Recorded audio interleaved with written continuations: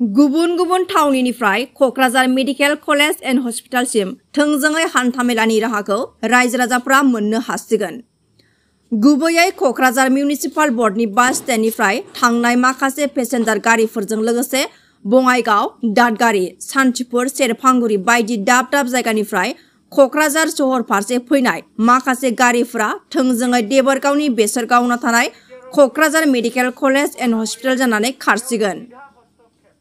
दिनै मिउनिसिपाल बर्डनि बास स्टेन्डआव कक्राझार सहरनि साफ्रोमबो पेसेन्जार गारि सालायगिरिफोरखौ लानानै कक्राझार मिउनिसिपाल बर्ड बास स्टेन्डनिफ्राय Kokrajhar medical college and hospital जानानै दाब दाब जायगायाव थांग्रा गारिफोरखौ बिथोन होना बेखेवनानै होयो कक्राझार जिल्ला हान्थामेला बिफाननि मावख'गिरि दजेन बसुमतारिया। हाबाफारियाव कक्राझार मेडिकेल कलेज एन्ड हस्पिटालनि principal cum chief superintendent professor doctor Atul Chandra बर'आबो बाहागो लायो। हाबाफारियाव जिल्ला हान्थामेला बिफाननि मावख'गिरि दजेन बसुमतारि आरो principal cum chief superintendent professor doctor Atul Chandra बर'आ माखासे बाथ्रा बुंथियो। उद्देश्य दुटा, এটা হল ছাত্ৰক সকলক শিক্ষাদান প্ৰদান কৰি ডক্টৰ বনোৱা আৰু এটা হল ৰাইজৰ চিকিৎসা কৰা। এই দুইটা সমানে যাব লাগিব ওতঃপ্ৰোতভাৱে। কোকৰাঝাৰ মেডিকেল কলেজখন যোৱা বছৰে আৰম্ভ হৈছে। OPD আমি যোৱা বছৰ জানুৱাৰী 20 তাৰিখে আৰম্ভ কৰিছিলোঁ। সেইখন এখন নতুন জেগাত মেডিকেল কলেজ হোৱাৰ কাৰণে প্ৰথম অৱস্থাত আমাৰ ৰোগী নাছিলে, কিন্তু লাহে লাহে ৰোগীৰ সংখ্যা বাঢ়িছে আৰু এতিয়া আমি প্ৰায় 200-300 ৰোগী পাওঁ সদায়। কিন্তু এখন মেডিকেল কলেজ বাচি থাকিবলৈ হ'লে আমাৰ 400-ৰ পৰা 800 ৰোগী লাগে। আজিকালি নেশ্যনেল মেডিকেল কমিশ্যনে ৰুলবোৰ সলাই দিছে আৰু বেছি ষ্ট্ৰিক্ট হৈছে, কাৰণ যদি ৰোগী বেছি চাব নাপায় তেনে ল'ৰাই শিকিব ক'ত, আৰু এইখিনি পাবৰ কাৰণে পৰিবহণ ব্যৱস্থাটোও ভাল হ'ব লাগিব। মৰুভূমি এখনৰ মেডিকেল কলেজ হ'লে যদি গাড়ী মটৰে নাযায় ৰোগী যাব কেনেকৈ? সেইকাৰণে আমি বিভিন্ন ফৰামত আমি আলোচনা কৰিছিলোঁ। চিফ মিনিষ্টাৰ ছাৰৰ লগতো আলোচনা হৈছিল, BTCৰ চিফৰ লগতো হৈছিলে, লগতে আমাৰ গভৰ্ণিং বডিৰ চেয়াৰমেন শ্ৰী UG ব্ৰহ্ম ডাঙৰীয়া ছাৰৰ লগতো আলোচনা হৈছিলে। আৰু সেই আলোচনাৰ ফলশ্ৰুতি হিচাপে আজি ট্ৰান্সপৰ্ট ডিপাৰ্টমেণ্টে এই প্ৰচেষ্টাটো লৈছে যাতে আমাৰ কলেজলৈ আহিব লগা ৰোগীসকলৰ অহা যোৱাৰ যাতে কোনো অসুবিধা নহয়। টাউনৰ পৰাও যাতে ৰোগীসকল সহজতে যাব পাৰে আৰু তাৰ পৰা আহিব পাৰে। আৰু অকল টাউনেই নহয়, গোটেই কোকৰাঝাৰ আৰু ইয়াৰ আশে পাশে যিবোৰ ডিষ্ট্ৰিক্ট চিৰাং, ধুবুৰী ইত্যাদি বা বঙাইগাঁও, তাৰ পৰাও যাতে ৰোগীসকলে অনায়াসে যাব পাৰে এইটো ব্যৱস্থা লোৱাৰ কাৰণে মই বহুত ভাল পাইছোঁ আৰু আশা কৰিছোঁ এইটোৱে আমাৰ ৰোগীৰ সংখ্যা বঢ়াব, যাৰ ফলত আমাৰ ৰোগীসকলেতো চিকিৎসা পাবই আৰু আমাৰ ষ্টুডেণ্টসকলেও বহুত সংখ্যক ৰোগীক চাব পাৰিব, তেওঁলোকৰ এক্সপিৰিয়েঞ্চটো বাঢ়িব। এতিয়া কথা হ'ল কোকৰাঝাৰ চিকিৎসা মহাবিদ্যালয়ত এতিয়ালৈকে প্ৰায় 20টা বিভাগ আছে। 20টা বিভাগত এতিয়ালৈকে 91জন চিকিৎসক আছে ফেকাল্টি, আৰু ভৱিষ্যতলৈ আৰু বাঢ়িব। আল্টিমেটলি ইয়াত প্ৰায় 250মান চিকিৎসক হ'ব। অকল চিকিৎসক হ'লেই নহ'ব, ইয়াৰ লগতে বাকী গোটেই পৰিৱেশ এই ফেচিলিটিখিনিও বাঢ়ি যাব। এতিয়া আমাৰ 300 বিচনা আছে, পিছলৈকে 500 বিচনা হ'ব আৰু প্ৰায় 30খনতকৈ ওপৰত আমাৰ ICU হ'ব, তাৰপিছত পেয়িং কেবিন হ'ব ইত্যাদি। আৰু গোটেই ইনভেষ্টিগেশ্যনৰ ফেচিলিটিবোৰো এনেকুৱা এটা ষ্টেজ পাবগৈ, ধৰক 4-5 বছৰৰ ভিতৰত অসমৰ যিকোনো এখন ভাল পুৰণি মেডিকেল কলেজৰ সমানেই হ'বগৈ।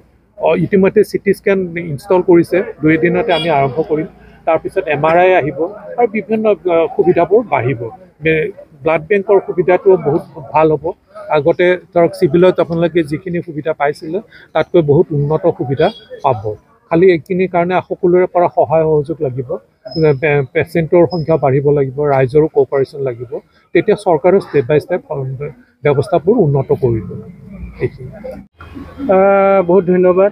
আপোনালোকে নিশ্চয় দেখিছে আজি কোকৰাঝাৰ মেডিকেল কলেজ হৈ যিটো আমাৰ যাতায়াত ব্যৱস্থা আমি আৰম্ভ কৰিছোঁ আজিৰ পৰা, সেইটো নিৰবিচ্ছিন্নভাৱে চলি থাকক। আমাৰ কোকৰাঝাৰ এই মেইন যিটো বাছ ষ্টেণ্ড, ইয়াতে আপোনাৰ নিশ্চয় এইটো দেখিছে বেনাৰ, এই বেনাৰ সদায় থাকি যাব, এই বেনাৰ ইয়াতে সদায় থাকি যাব। আৰু যিবিলাক গাড়ী মেডিকেল কলেজ হৈ যাব প্ৰত্যেক গাড়ীৰ সন্মুখত মানে হেৰি থাকিব, ষ্টিকাৰ থাকিব, মানে বৰ্ড থাকিব, ভায়া কোকৰাঝাৰ মেডিকেল কলেজ এনেকুৱা। এনেকৈ দেখিলে লগে লগে উঠি দিলেই হ'ল, এইটো মানে মেডিকেল কলেজ হৈ আৰামছে যাব।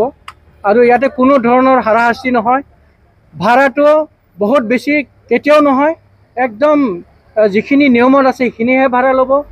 আমি যিমান পেচেণ্ট আহিব, যিমান যাত্ৰী আহিব, আমি চবকে খুব সুন্দৰভাৱে নিজৰ বুলি ভাবি আমি ভাল এটা ট্ৰেন্সপৰ্টেশ্যন ছিষ্টেম দিয়াৰ কাৰণে অহৰহ চেষ্টা কৰিছোঁ।